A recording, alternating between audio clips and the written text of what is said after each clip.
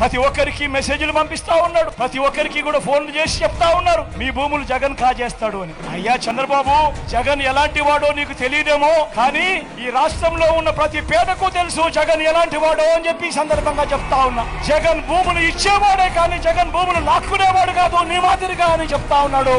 అసలు land titling act అనంటే మీ భూముల మీద మీకు సర్వ హక్కులు కల్పించడమే ల్యాండ్ టైటిలింగ్ యాక్ట్ కు సంబంధించిన ముఖ్య ఉద్దేశం. మీ భూములు 100 సంవత్సరాల కిందట సర్వే జరిగింది, బ్రిటిషర్లు ఉన్నప్పుడు సర్వే జరిగింది. దాని తర్వాత ఏ ఒక్కడు కూడా సర్వే చేసిన పరిస్థితులు లేవు. ఎక్కడా కూడా 15,000 గ్రామ సచివాలయాలలో 15,000 సర్వేలను పెట్టించి ఏ ఒక్కరు కూడా ఎప్పుడు సర్వే చేసిన పరిస్థితులే లేవు.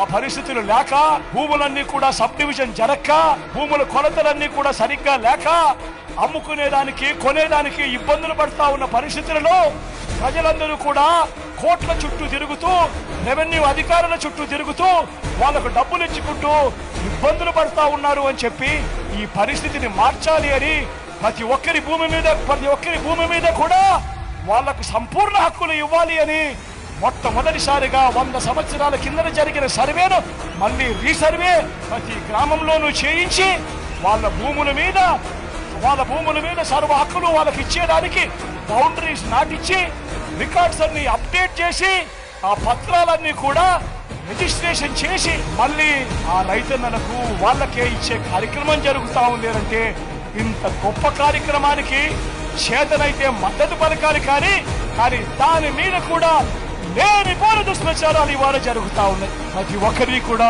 ఆలోచన చేయమని కోరుతా ఉన్నా.